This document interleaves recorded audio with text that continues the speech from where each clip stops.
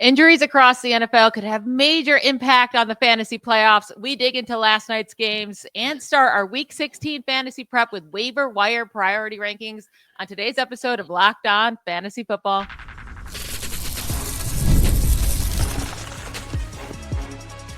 You are Locked On Fantasy, your daily NFL fantasy podcast. Part of the Locked On Podcast Network, your team every day. Welcome into the Locked On Fantasy Football Podcast. We're here for you every day, Monday through Friday, helping you win your fantasy football leagues. I am one of your co-hosts, Michelle Magdziuk, and when I'm not doing this, I'm a researcher and fantasy analyst with NFL Network. And I'm your other co-host, Vinnie Iyer, and when I'm not doing this, I'm writing about NFL fantasy and betting for sportingnews.com. Today's episode is brought to you by Game Time. Download the Game Time app, create an account, and use code LOCKEDONNFL for $20 off your first purchase. All right, we had our last two games of Week 15 last night. Not exciting games at all. I mean, Aaron Jones came through with a solid game. Justin Jefferson had a solid game. Addison didn't destroy you. He got 7 receptions, 63 yards. Hawkinson did okay with 5 receptions, 52 yards. Not thrilled with Sam Darnold with only 1 touchdown, 1 interception, 231 yards. But the Bears stink, right, as always, but Keenan Allen gets another touchdown. And then on the other game, the Falcons and Raiders, oh, man, that was just a brutal watch all around. Kirk Cousins did not come through for us, that's for sure. Yeah, Aaron Jones really looked good. That's great because they get the Seahawks this week, and that's a very good matchup on the road for the running game. So Vikings, again, weren't challenged here. Sam Darnold didn't need to do a lot. He had a couple turnover issues. And then we had Cam Akers get that second touchdown after he threw the early one to Justin Jefferson. So we didn't get that second touchdown.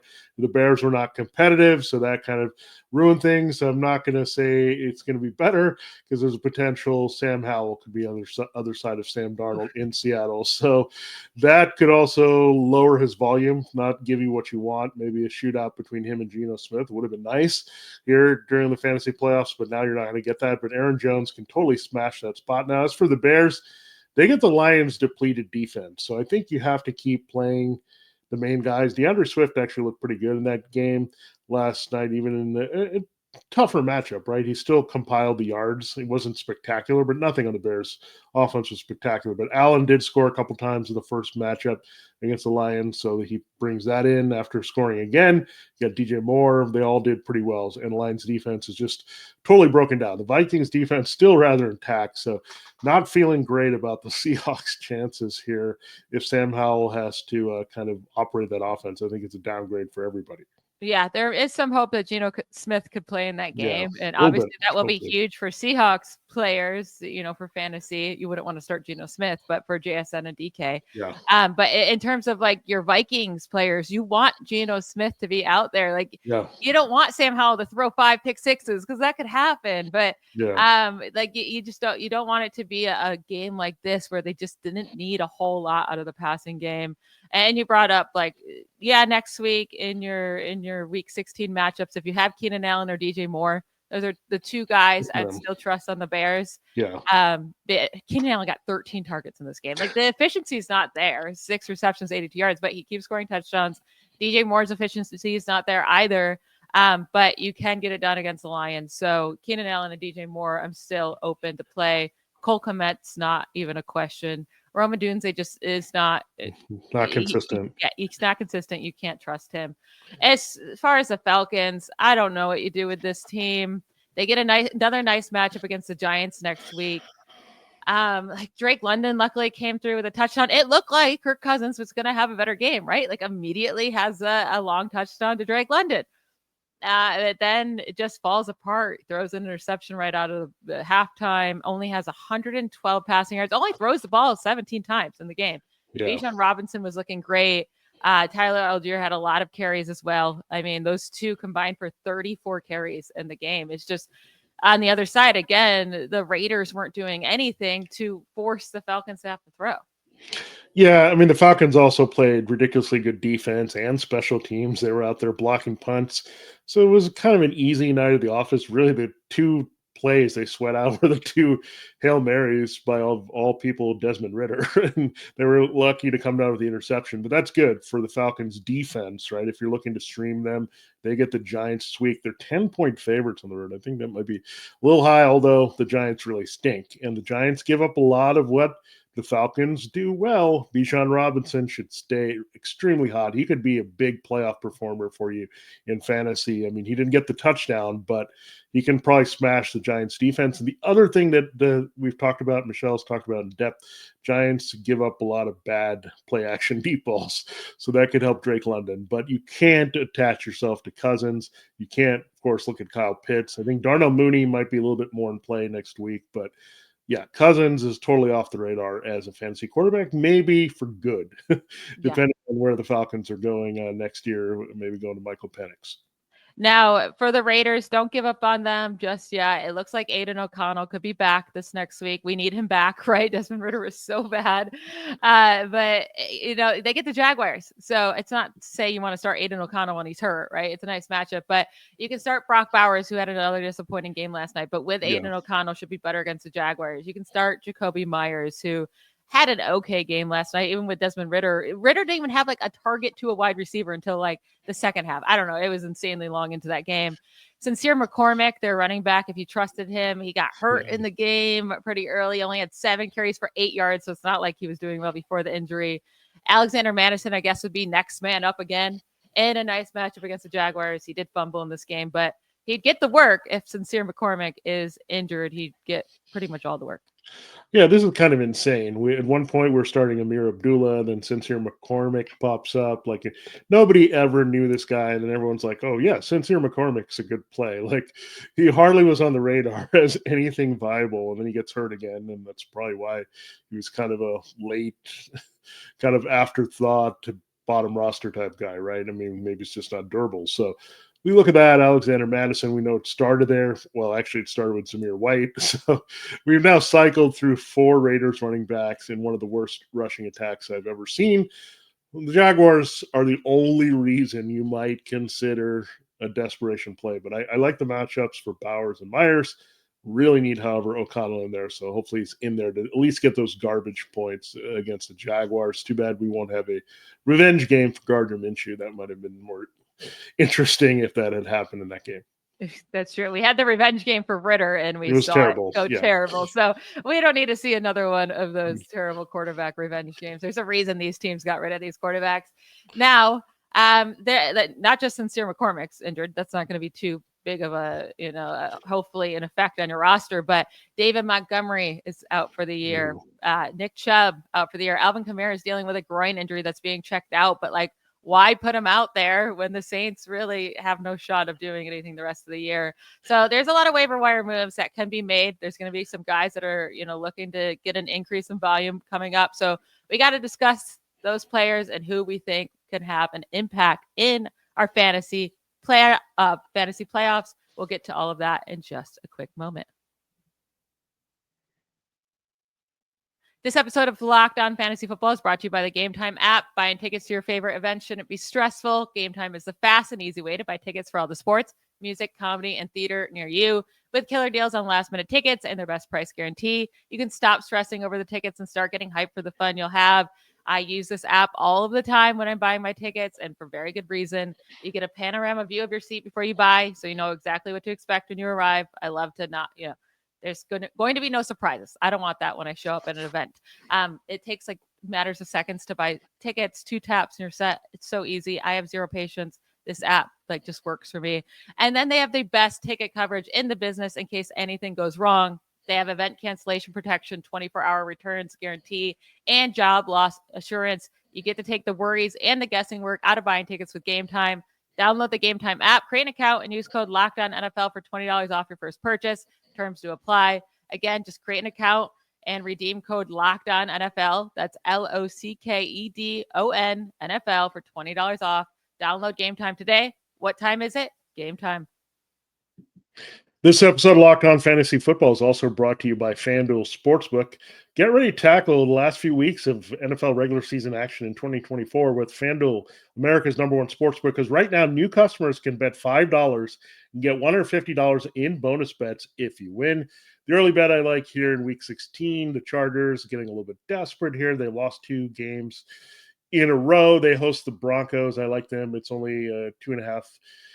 3 spread there on FanDuel. Look for it as it keeps changing. But I do like the Chargers to handle things as the home team on Thursday night. So look at all the slate there for Week 16, and you can place your bets there. And the FanDuel Sportsbook app gives you everything you need to place live bets on the NFL all in one place. So when you get a hunch in the middle of the game, you can check out the latest stats, view live play-by-play, and so much more on the same page where you've placed your bets. So it's all right there for you. Just visit FanDuel.com to join today. You'll get started with $150 in bonus bets if you win your first $5 bet. That's only at FanDuel.com. Never waste a hunch and make every moment more with FanDuel, an official sportsbook partner of the NFL. All right, Michelle, it is time to get into our injury news that transitions into our waiver wire priorities this week. So a lot of potential new starting quarterbacks. We'll get to that first before we look at the running backs and what we can do. But Patrick Mahomes, iffy to play, considered week-to-week / day-to-day for this game on Saturday, by the way, against the Texans. So we'll have an idea about that. We know that Dorian Thompson-Robinson is now your Cleveland Browns starting quarterback over Jameis Winston. So that's been out. We'll see about Sam Howell versus Geno Smith. And the last one we're waiting, I don't know if they've had this word officially, but Mason Rudolph could be starting over Will Levis. So first of all, those pieces of news, would you worry about those receivers or be happy maybe in some of these cases? I mean, definitely Jerry Jeudy, you have to worry, right? Jameis Winston was targeting him like crazy. Dorian Thompson-Robinson is going to run a lot. I think it could help out Jerome Ford. But Jerry Jeudy, that's a tick down for him. And, like David Njoku, if he plays, he has a great matchup. But I think you'd still be trusting in Njoku. I think Jerry Jeudy would be the riskiest one with him there. And then the Carson Wentz news, the Patrick Mahomes news that could turn into Carson Wentz starting. I don't know if that's necessarily a bad thing for Travis Kelce, because like Mahomes is just spreading the ball out to everyone, right? But Carson Wentz is going to be like, okay, let me just keep throwing to Kelce, right? Like the one guy that's very safe.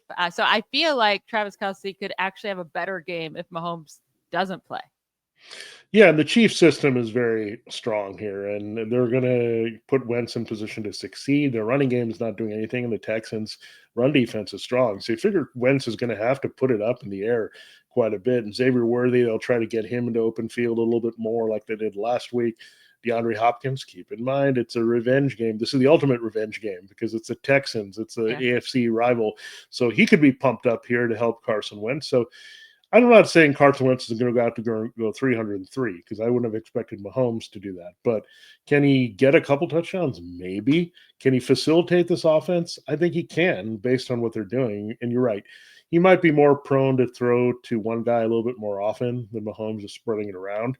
And look, they're going to keep Worthy and Hopkins involved, but you're right. It could actually work out well for Kelce. And I think sneakily, I think the Sam Howell thing, I'll say this, Michelle, if he plays, it actually might help DK Metcalf because Sam Howell just doesn't care and he's going to throw the ball deeper, right? He's not going to be so careful with the ball. Like he'll get sacked a ton in that game, like we mentioned, but maybe a bigger arm to get DK sparked a little bit and maybe hurting JSN a little bit. I don't know. Watching Sam Howell play against the Packers, try to sell it. it was so gross. And he remember we thought he was gonna like throw it deep with the Commanders a lot, but they never let him. He never could because he gets sacked all the time, or he just doesn't let it loose, and he's not very good at just like football. Seeing field, it takes him a while. So. Yeah, if Sam Howell plays, I think that's the biggest one that's going to hurt these guys with JSN doing so well. DK Metcalf has already been struggling. The Vikings are going to sack Sam Howell like 30 times in that game. It's going to be so bad. So hopefully Geno Smith plays. I don't think it matters with Mason Rudolph or Will Levis. They're pretty much the same player. Yeah, you might get a few more possessions because Mason Rudolph might not throw as many interceptions in a game, but that's about it. I think it's the same for Calvin Ridley, the same for Yeah, Tony yeah, Pollard, the same for Chicago, whether it's Rudolph or Will Levis. So, and they get nice matchups against the Colts and Jags. So they're risky. Not talking about the quarterbacks. You're not playing them. yeah. The players on the Titans offense are risky to start, but it doesn't matter who the quarterback is. Now, moving on to the running backs, like I mentioned earlier, Nick Chubb, David Montgomery out for the year. Alvin Kamara's dealing with a groin injury that made him leave the game early on Sunday, Yeah. and now it's getting checked out. Again, I just don't know why he would play, why they would force him to play. Also, like if you're the Saints, don't you want to see what you have in Kendre Miller moving forward? So, speaking of Kendre Miller, is he now a top priority on waivers, or would you rather grab the other running backs, Jerome Ford, taking over the Nick Chubb role, or Craig Reynolds, who won't have as big of a role as David Montgomery had, but he is going to be involved with Jahmyr Gibbs?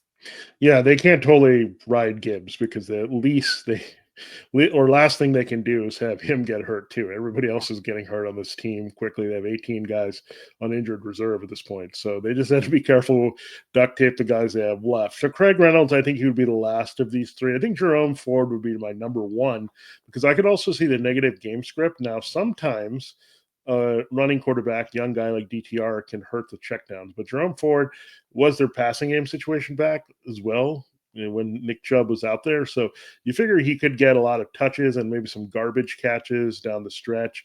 I don't know how much DTR is going to stretch the field there. So you look at that, but then you look at the other situation, right? Kendre Miller is going to look at Spencer Rattler as the quarterback. So I think how I look at it is Ford is first. And I look at Kendre Miller. If he's getting all the touches, he did look good last week running. He can run a little bit on the Packers. I know that game is in Green Bay, but decent spot there. And then I would go Reynolds last, only because I'm not sure exactly how many touches he would get behind Gibbs in a game against the Bears.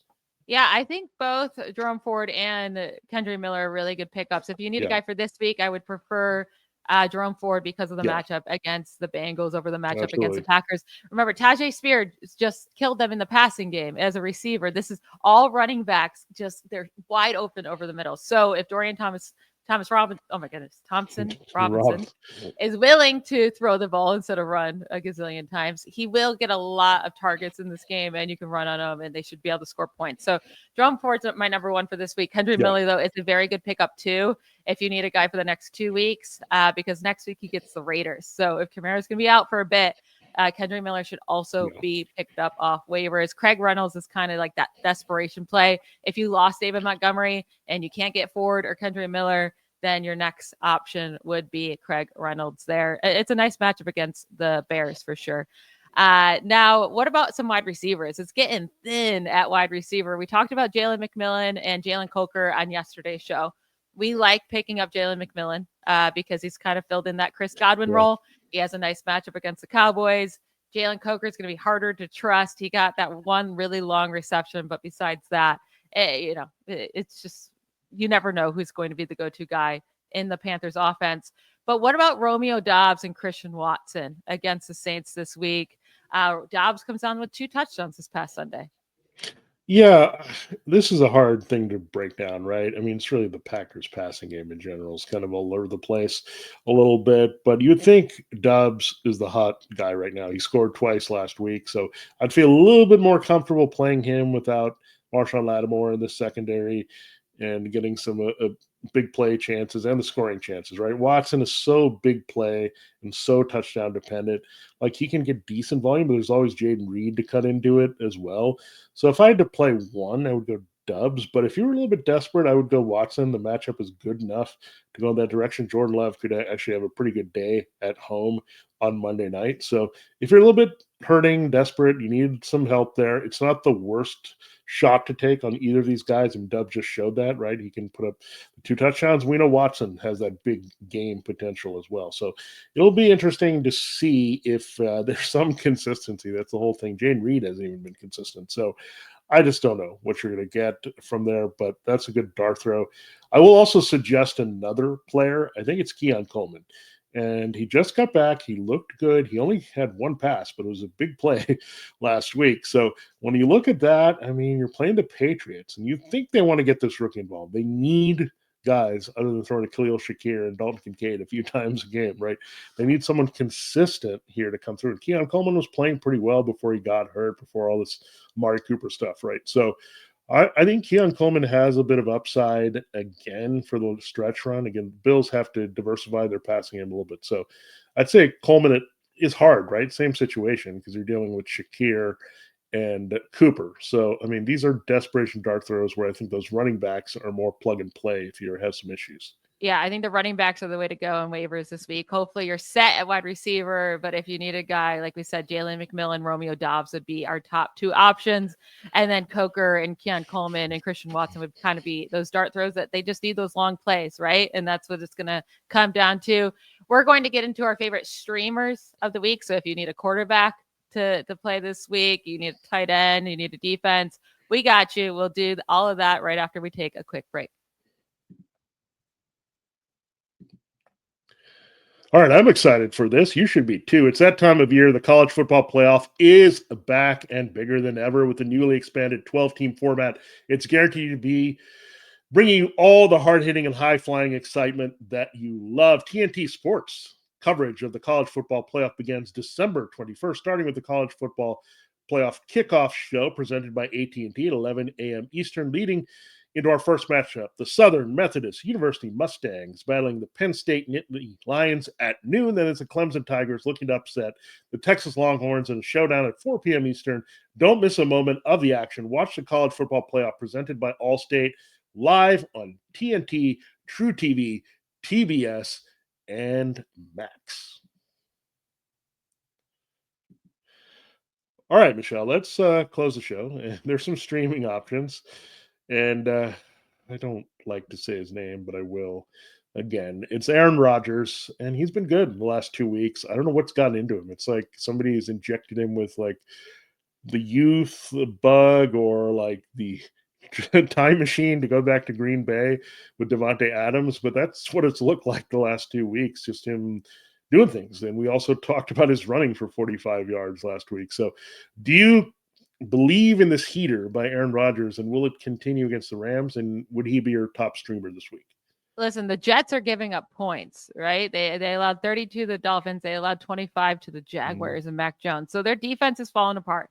We know the Rams can put up points. So if the Rams put up points, then Aaron Rodgers will throw. And, you know, the Rams are a beatable defense. I know they just shut down the 49ers, but that game was so gross with the rain and it was just coming down. Now, I'll say check the weather, though. This game is played in New York. So if it's bad weather, then no, I'm not going to risk Aaron Rodgers. But if it's supposed to be 30 degrees, like sunny, no rain or snow, then I'm good with going with Aaron Rodgers this week. I would say Cooper Rush feels a little bit safer to me, which is a weird thing to say because he gets the Buccaneers, who are allowing the second most fantasy points per game to quarterbacks this year. And then the game's in a dome, too, because it's their home game. But you don't have to worry about weather. When you don't have to worry about weather with these guys, it's streaming options in December. Like, that's a plus. We just saw Cooper Rush last week throw 3 touchdowns. That was a career high for him. But he did it against a bad Panthers defense. This is also a really bad Buccaneers secondary. So it stinks because you're not going to get any rushing from him, but he's a possibility as a starter. Yeah, and I think people forgot that he's also playing for a job with the Cowboys next year. He's a free agent as well as Trey Lance. I don't think that we're going to bring him back, but Cooper Rush is trying to stay there behind Dak Prescott and be that strong insurance policy here for the Cowboys. So he had a reason to play well, and if he doesn't get signed by the Cowboys, another team could look at him as well. So he's playing well, and again, CeeDee Lamb is a great matchup in this game. So does Jake Ferguson. So you look, is there a path to him being very productive in this game? Absolutely. Those two guys could get him a couple scores right there, and then you're business, right? And you're hoping Baker Mayfield and the Buccaneers put up a lot of points on the other side. You have some garbage time here, maybe with the Cowboys trailing on Sunday night. So, yeah, I do like Cooper Rush. It's a good controlled environment there. That's always important here because we saw what happened in that Rams 49ers game. And one more guy that's going to be in a controlled environment. I can't believe I'm saying his name either on this podcast. It is Mac Jones. Again, Trevor Lawrence has been shut down. Mac Jones is throwing the ball pretty well. But again, it all comes down to the matchup. And I look at where does points come from? Brian Thomas Jr., Brenton Strange. Those guys could help him to have a nice day. Same kind of deal. Yeah, I couldn't do it. I could see him throwing 2 touchdowns for sure, 200 yards. But I know it's against the Raiders. I'm not starting Mac Jones in my fantasy playoffs. There's just no way he's possible. A super flex QB, maybe. Would you go with Carson Wentz or Mac Jones? Oh boy.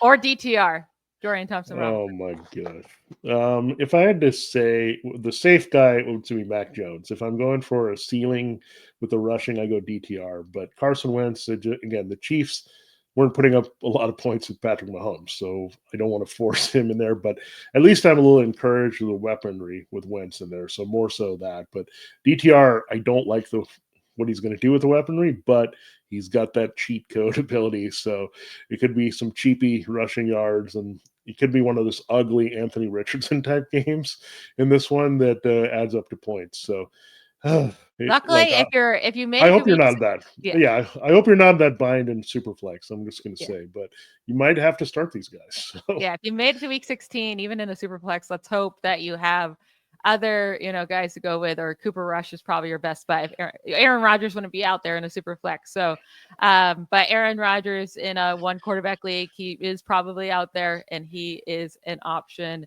to stream this week. Now, tight ends, there's actually a solid choosing this week. I feel like Brenton Strange against the Raiders. Like, we're talking about Mac Jones.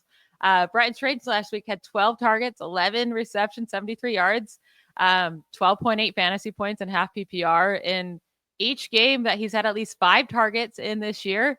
He's scored at least 8 fantasy points in half PPR. Like, that's not so bad for a tight end. And the Raiders are allowing the 4th most points per game to tight ends this season. So I like Brenton Strange as a streamer if you need a guy. Yeah, they might be looking at who are the guys that are going to be part of the core feature with Trevor Lawrence, is presuming he'll still be the quarterback. But when we look at it, it's Brian Thomas Jr. and Brenton Strange. They're more of the future. Like Christian Kirk has had trouble staying healthy. Evan Ingram is a little bit older, right? And he got hurt as well. So you might need to look a little bit more to the future. So that extended audition could work very well in Brenton Strange's future. I think he's definitely a playable guy. Again, tight ends don't fall from the sky. He's fallen from there because there's not a lot of great streaming options. You look at Noah Gray, who got a touchdown last week, but it could be touchdown or bust, and we'll see what happens. Without, if there's no Mahomes, then Mahomes, he's not going to probably spread it enough to get it to Gray. So, and then you look at Dalton Schultz. It's a good matchup against the Chiefs, but he's a hard guy to trust to get the ball. He's only had one really good game. That was after the bye just a couple weeks ago. And then if you're getting really down there, you can look at Jordan Akins, because the Bengals do allow quite to the tight end, and they threw 3 catches, 30 yards to him with Njoku out. Now, they might have a little bit of that bench chemistry between him and Dorian Thompson-Robinson, where he feels comfortable throwing to the tight end. He's also a younger quarterback. So maybe look at something there, just because the Bengals have been so giving. And then sometimes don't get too caught in the matchup, especially at tight end, where – look, the numbers usually are there, but if the team doesn't throw to a guy or doesn't use him, then you're not going to get those returns no matter how good the matchup is. Yeah, I do think it's interesting for Akins if David Njoku's out, just because everyone against the Bengals, they just leave that middle so wide open. Yeah. I mean, we saw Chig Okonkwo, who's done nothing this year, have 8 receptions for 59 yards against the Bengals last week, because they just leave it so wide open for their running backs and tight ends to go at them. So obviously we would have liked it better if Jameis Winston was playing instead of DTR, but he is an option. And then Chig Okonkwo himself is also an option. It's not because of what he did last week, because everyone's doing it against the Bengals, but he gets another great matchup against the Colts, who are allowing the 3rd most fantasy points per game to tight ends. They also struggle over the middle. Chig could have another 8 reception, 59 yards. Like, it's not going to be a huge game, but he could have another solid game is all I'm saying. So my order of tight ends would go Brenton Strange by far, and then Jordan Akins if David Njoku is out, and then Chig Okonkwo. I'm not messing with Noah Gray or Dalton Schultz this week. Yeah, those are your best ways not to get a 0, probably, if you're looking at tight end. Like, the other guys could put up next to nothing. It could really happen with those. So that's a good call by you. Now, there's some really good streaming defenses. The Falcons, as we mentioned, had a pretty big night. And really, the defense is what helped them win that game in Las Vegas. They get the Giants. That's another juicy matchup. You also have the Packers facing Spencer Rattler at home, so that team is widely available. And then you look at the Cardinals potentially against the Panthers on the road, but there's a couple more that you would never think about playing. The Bengals, the way they're playing, are the Jaguars this week. I know you probably would have liked the Bengals more if it was Jameis Winston because he's going to throw. So, like he would put up a lot of yards and points maybe on you, but he'd throw some pick sixes maybe in there. Well, I wouldn't want to play the Jaguars if Aiden O'Connell's playing. Yeah, but that's if a it's good call. Ritter, I would. And then a sneaky one here. I think it's the Colts against the Titans. Titans just give up so many points to defenses, and the Colts have the 10th most defensive interceptions this season. I know that maybe they switched from Will Levis to Mason Rudolph, but Rudolph can throw his interceptions too. It's not like he is not known to throw interceptions in his life. So I think the Colts versus the Titans might be a very sneaky play this week. Obviously, if the Packers are out there, they would be number one to grab for this week. Yeah, there should be plenty out there is what we're saying. Is like there's a lot of teams out there that have low ownership that you can go out and stream if you're playing that game here. Because I know Minnesota and some of these other smashing defenses are all owned, but there are some ones because you might pivot off some of these teams that you usually try to think about playing, right? So I do like those options this week. And so again, this is what we're trying to do, help you fill all those remaining holes on your roster and line up for week 16. Yep, that's it for today's episode. We'll be back tomorrow starting our positional rankings with running backs and quarterbacks on tomorrow's show, wide receivers and tight ends on Thursday's show. We hope you all have a great night. Please hit that subscribe button if you're listening on YouTube. You give us a like on whatever podcast app you're listening to. Leave us a review.